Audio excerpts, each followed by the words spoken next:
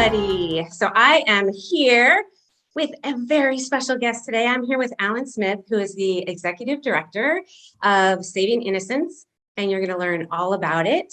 And I can't wait to share his passion for this incredibly important cause. But before we do that, I want to share another shared passion that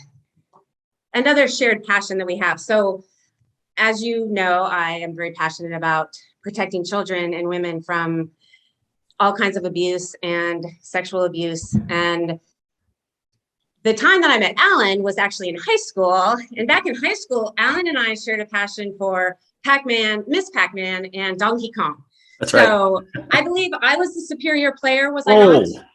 I will have to verify that. I'm not sure about that. Yeah, I actually don't know that that's true. I think you might have been better, but it didn't matter because we had a lot of fun. So we spent a lot of time playing video games. So, now we had a passion then, and who knew a few years since high school, just a few, that we have another passion for something equally as important.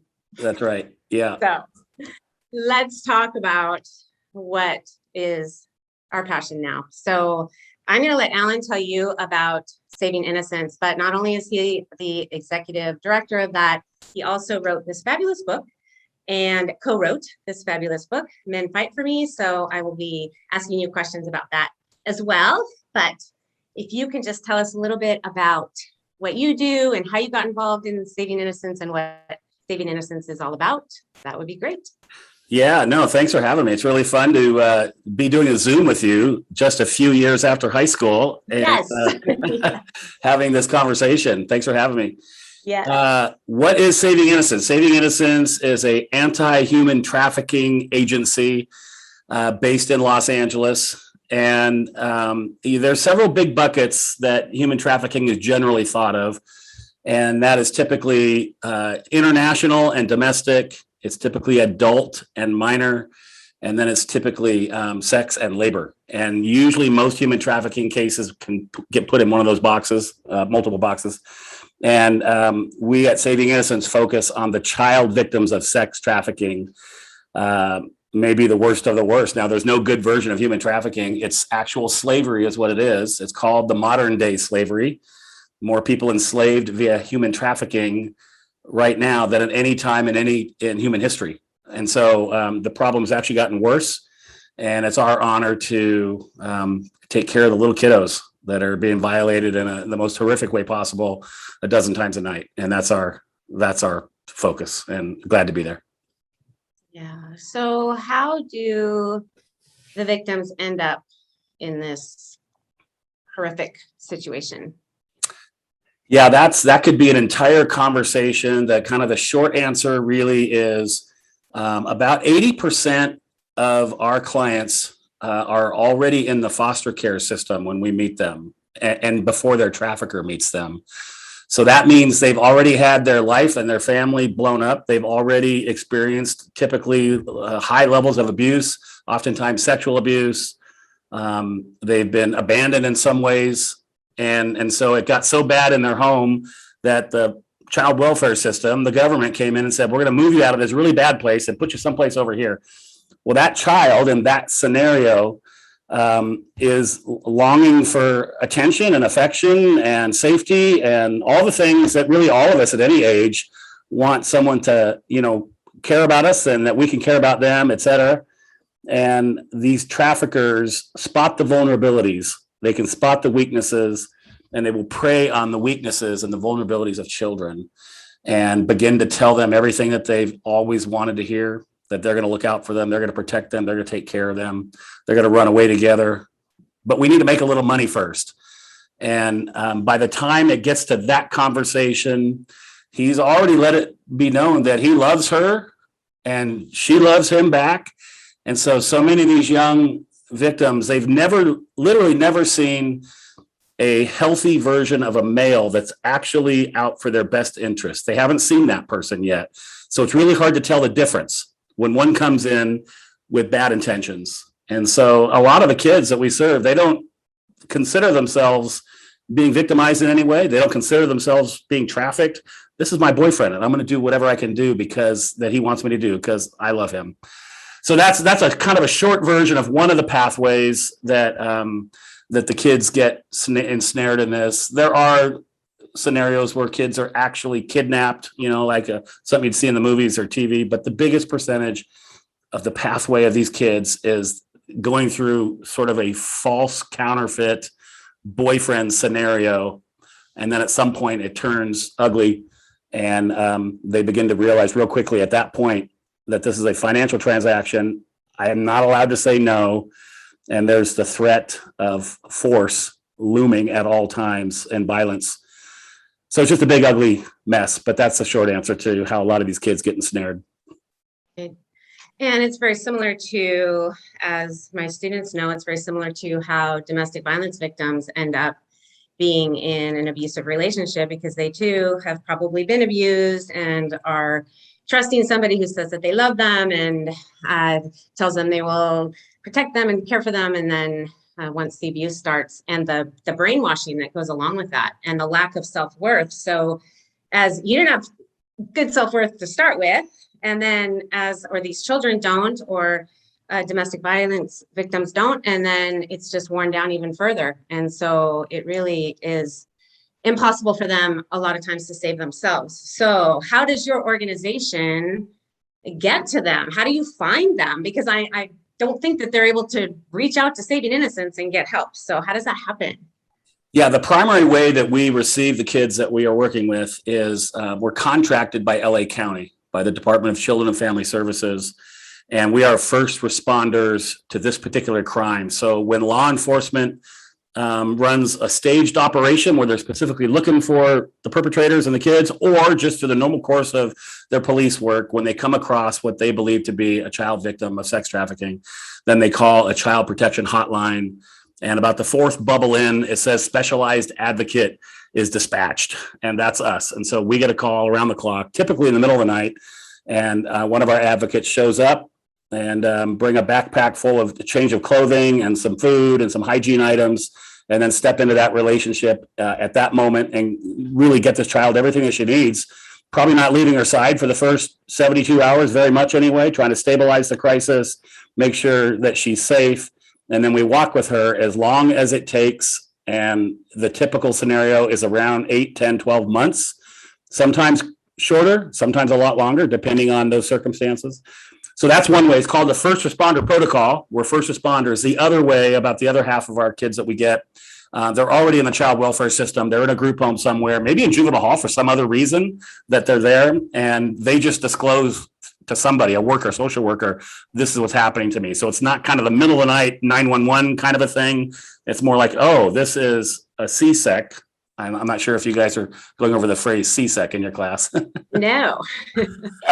And so that's the acronym that commercially sexually exploited children is what it's called. And so when they're identified as a CSEC victim, then they call us and we respond in normal business hours typically. So do many of those children, I mean, a lot of them are in the foster care system. So some of them, and we know in our class that some of those kids get reunited with their families. Does that happen very often with your victims, that they go back to their family that they were removed from, if there's some kind of treatment or help for those families? Yeah, I mean, not that often, because we're dealing with kind of the most egregious cases of a family in disrepair and brokenness. The fact that the child is actually on this path means that probably there's not a healthy family for them to go back to. So in some cases that would be true. And there are certainly some families that are desperate for their child to return. And so we work with them. We actually have a parent empowerment program. We call it our PEP. And we just finished an 8-week cohort with about 8 different families represented. And so we're also working with the parents and help the parents understand what happened to their child and why it happened, and give them a place to, heal and vent and ask questions and all those kinds of things. So there is a percentage that for sure there is a place for that child to go back to, but it's a small percentage in our case. Right. So would you talk a little bit about how in your book, Men Cry for Me, you talk about how The victims and the sex traffickers sometimes come from very similar type backgrounds. I mean, they're broken people. And so it's manifested obviously in very different ways. But I think it's important to put like some humanness in this and say, you know, a man or a woman who is acting as a sex trafficker and could do that to a child, it's just so horrific. It's not all personality disordered people as we would think of someone capable of doing that. So how does that, like, what can they have in common in terms of their backgrounds? Yeah, it's been said that the same conditions which produce the vulnerabilities in these children and their availability, if you will, that we talked about earlier, those same conditions are what produce a young trafficker. Oftentimes they're coming from a broken home where they've experienced some early childhood abuse for sure. They're coming from a place of lacking opportunities. There just aren't as much available opportunities educationally and employment wise. They just don't see it happening. There's a breakdown of the family, typically in both cases. Oftentimes there's a missing father and all kinds of other problems that would be similar in both scenarios. And so here comes this young would-be trafficker. He's trying to survive as well. It was really interesting in the book that you read, Patty. Am I allowed to call you Patty in front of your students? Yes, you are. Okay. They know me as Professor Oneal, but please, that's Professor Oneal. A little too formal. Yes. It was really interesting because in the chapter on the traffickers, I sat down with a former trafficker and he sat down with me and I interviewed him, like, tell me about your childhood. Tell me what's going on. And he said eerily many of the same things that we've heard our young kids say. And he said, I needed to survive. And so much of the young victims are in survival mode. They're literally living from one moment to the next, trying to make it to the next day. They're in survival mode. And this young trafficker is saying, I needed to survive.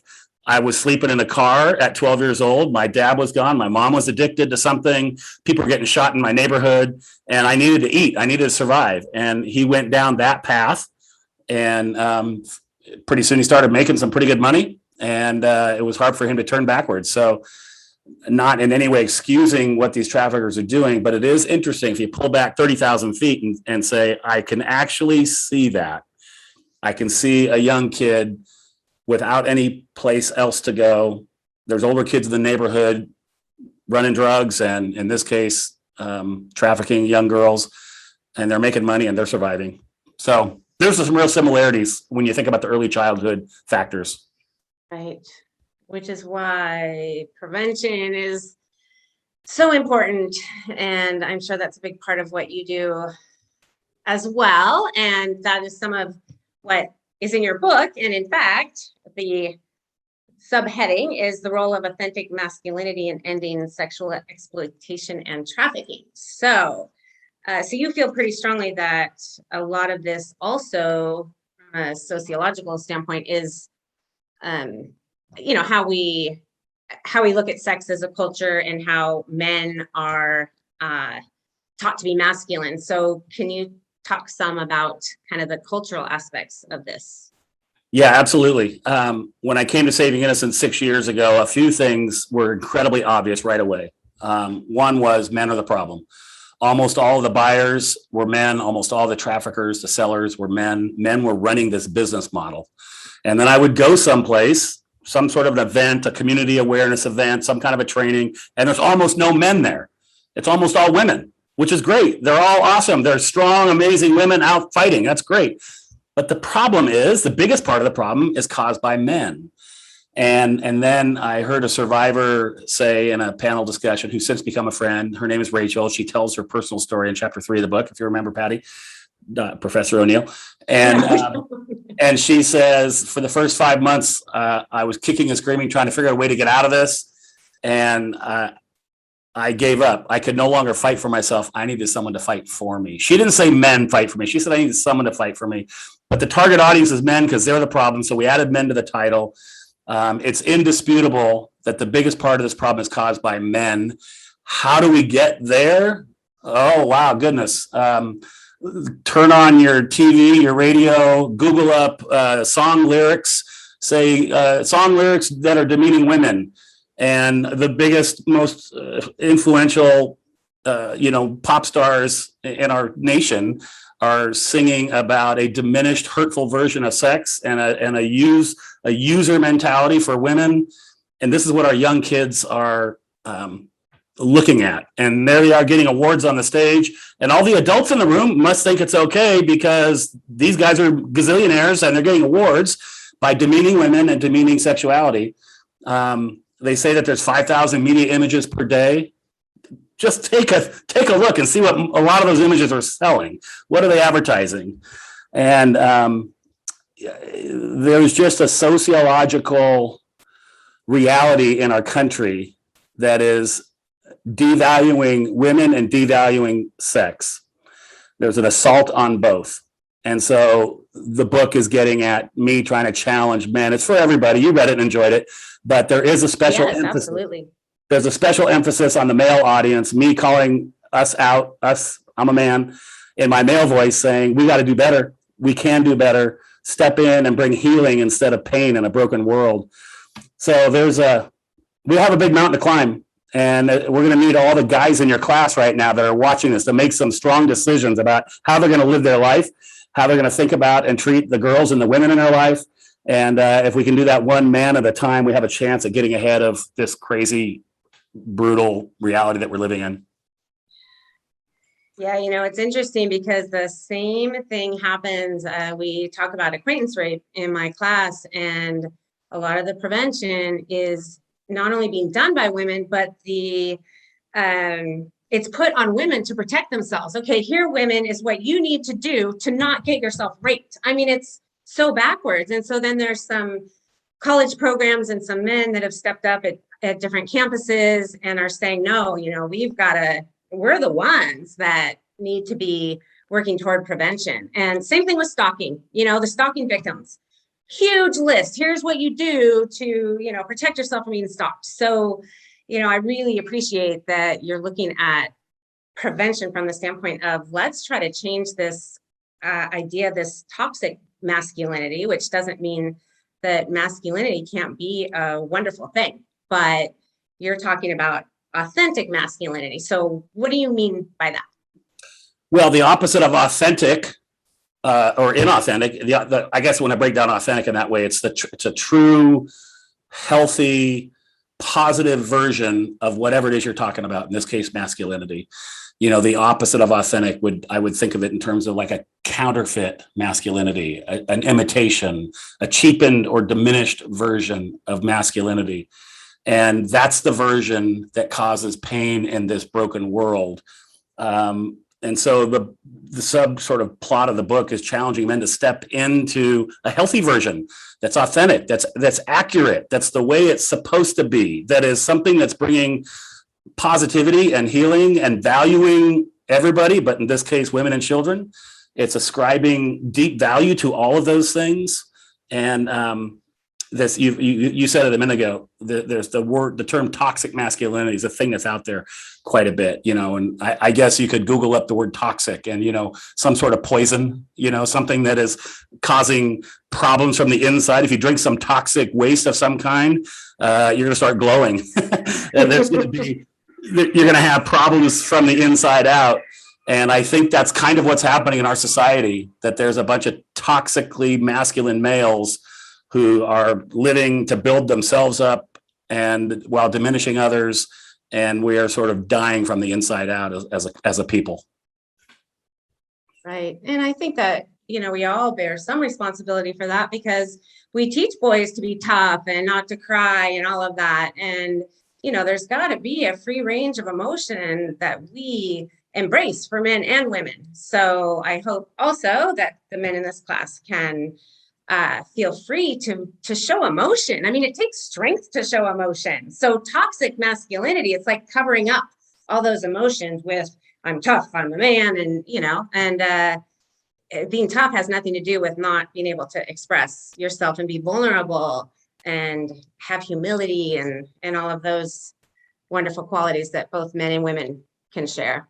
Well, there's kind of a Hollywood version, a cartoon version of the strong man who's out there and, all those action movies and blowing everything up. A regular person would have died a million times in the movie, but they make it to the end. And there's that version of masculinity that's promoted in society and entertainment. And, I like a lot of those movies too, kind of stuff blown up and, rescuing other people. I mean, it's not that's on its face bad, but it's just not real.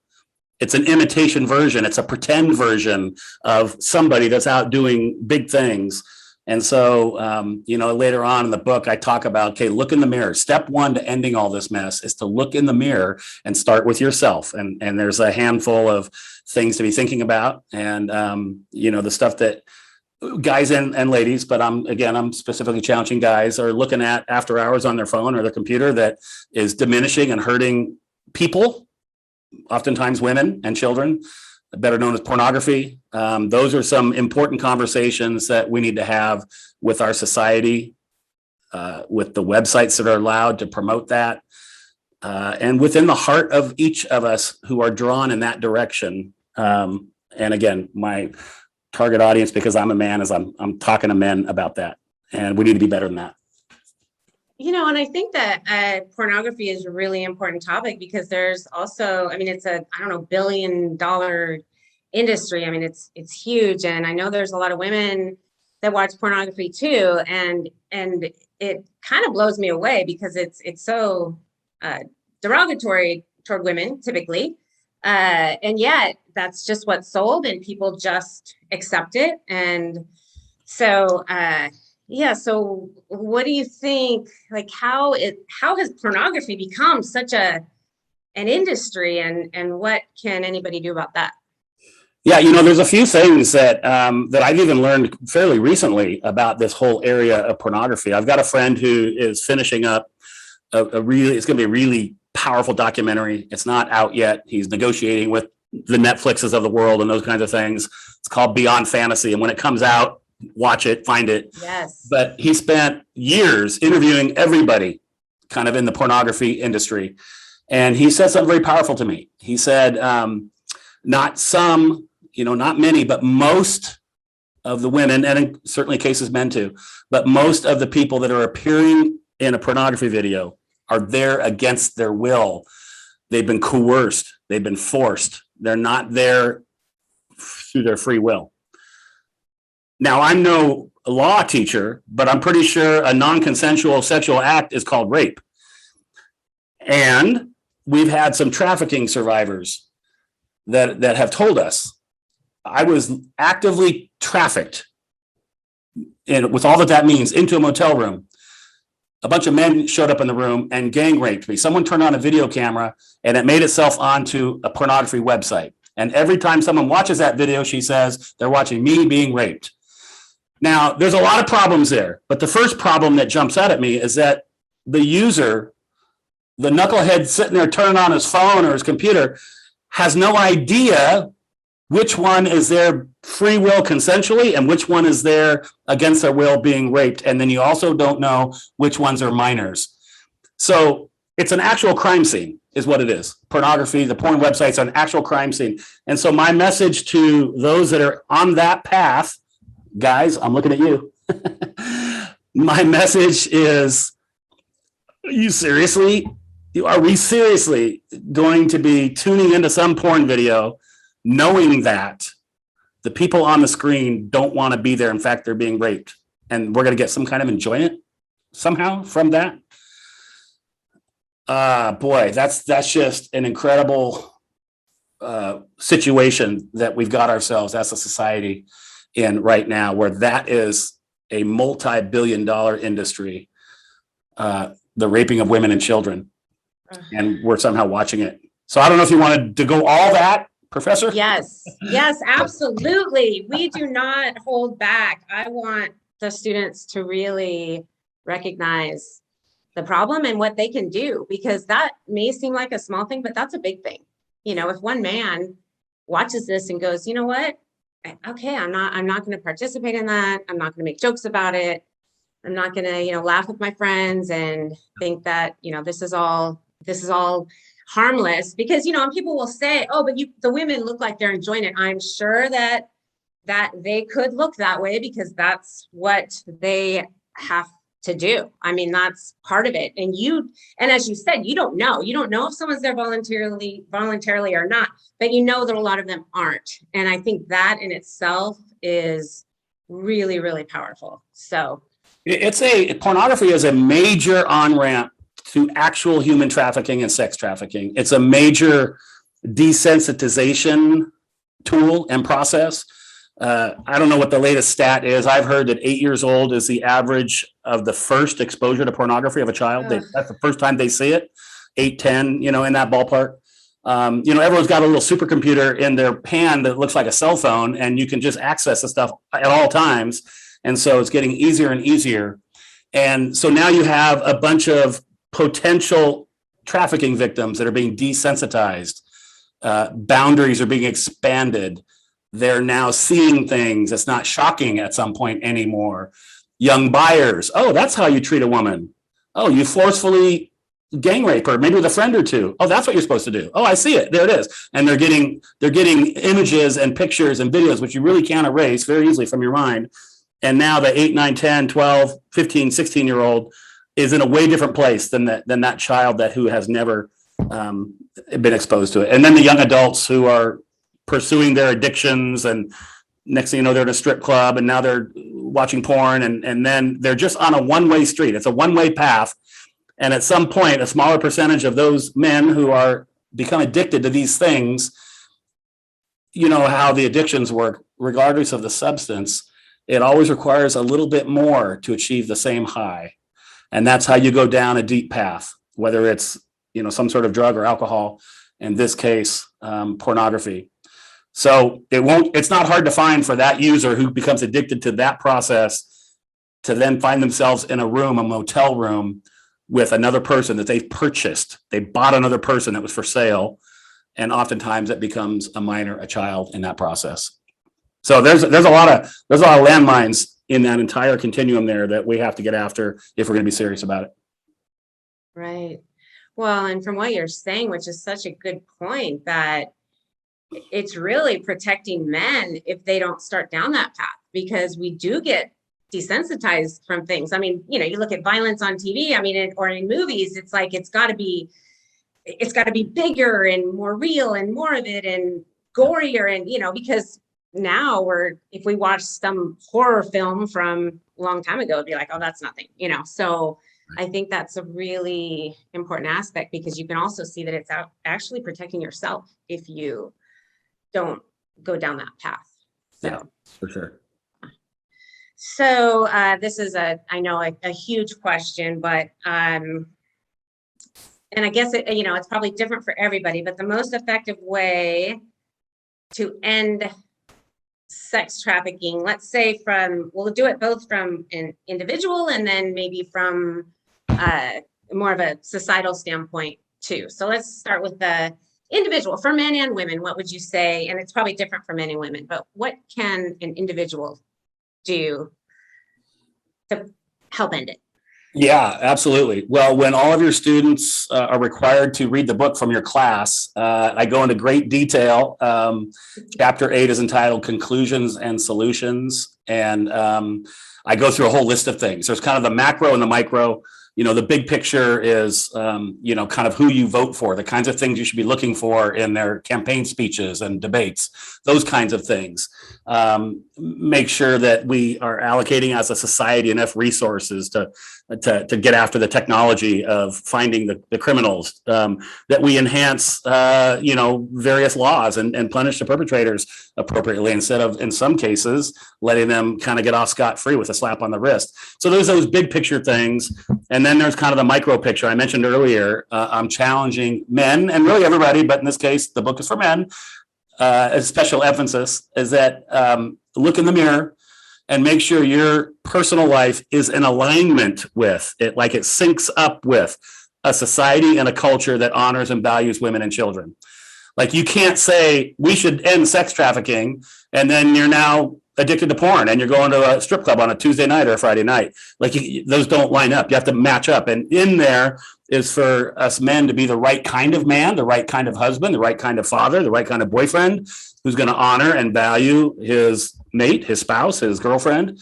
And so those are all the little things. There is a list in the book somewhere. There's like 10 things you could do today. And, kind of just like, what can I do? Well, there's about 10 or 12 things. I would say the number one first step, Patty, is to have everybody get educated, more educated than they are right now. And there's a little bit of education happening right now. And if they read the book already, then they got a good dose of that. But it won't be hard to find. You can Google up all kinds of different things. Go down those rabbit trails. There's a lot of documentaries. There's a lot of podcasts. There's a lot of articles that have written.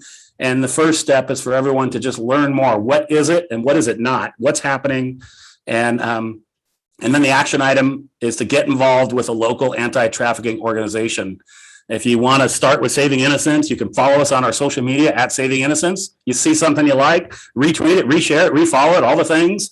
We're always looking for help to help throw a birthday party for some of these kids and need people to help us, bake a cake and come up with some gift bags, those kinds of things. But if folks are not in the LA area, find something near. I know there's some work in San Diego, not far from where you guys live. But get involved, do something. I kind of never want to answer the question too quickly. Hey, what can I do?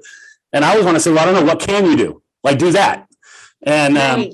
like you right now, you can have me in your class, speak to your class. That's what you can do. That's awesome. Right. And, you're getting a donation from a family foundation of some kind. Great. You can do that. Well, what can everyone else do out in listener land? Do that thing, whatever it is that you can do. Now do it, but just do it to the focus and the benefit of anti-trafficking efforts. And you can email us at info@savinginnocence.org. And we have volunteer manager and events, and we can answer questions as well if you want to get a little deeper down the rabbit hole. Awesome. And I think that The dog.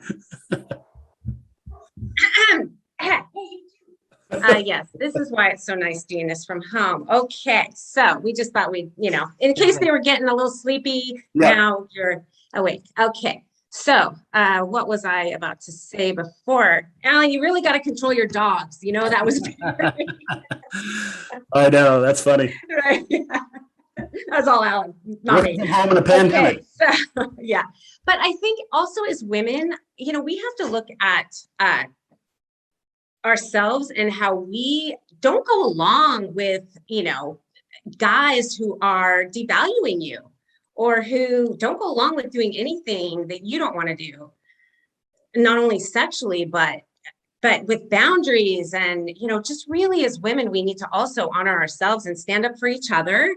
And, if you feel like a guy is, being rude or crude or doing something that you don't like, speak up. So I think, as women, it's important to speak up and be role models for our children and help teach them as well, our girls and our boys.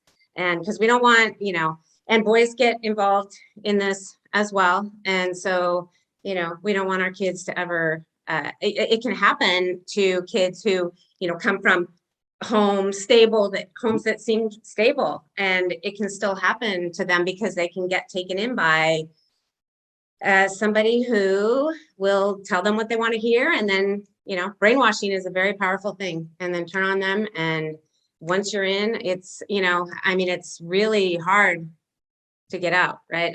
It doesn't take long to be programmed into that as well, right? So you have probably come across kids that you can rescue that maybe are so brainwashed that they don't want to leave.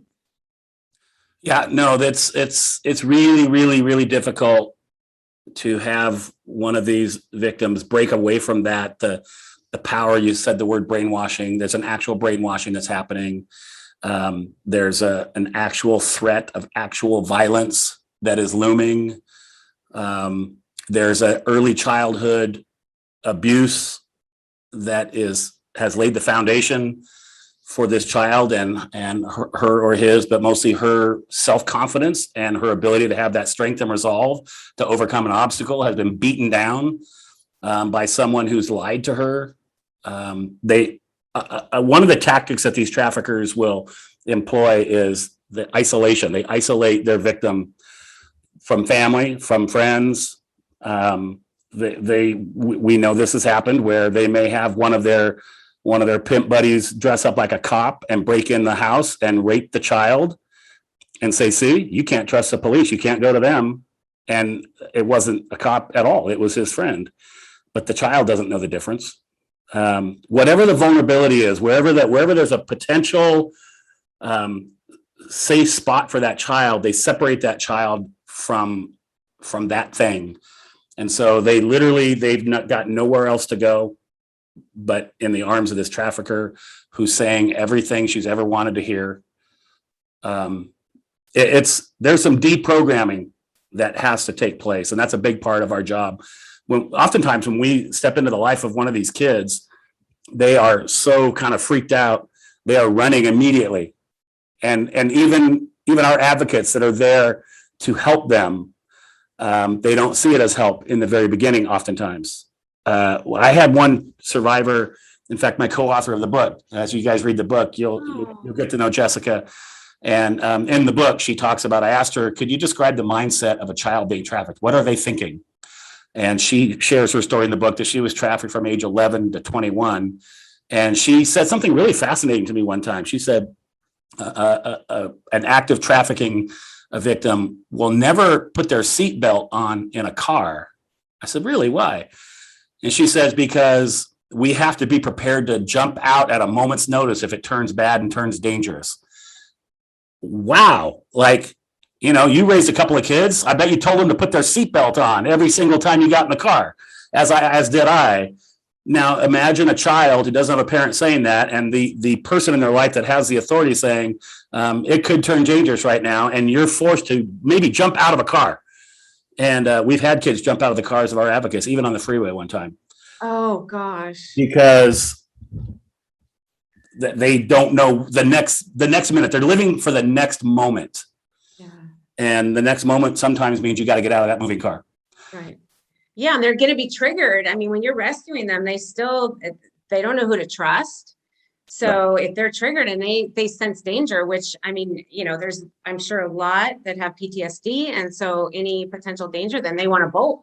I mean, under flight. So that's got to be really challenging. But it sounds like, and the longer the organization does this work, the more you find ways to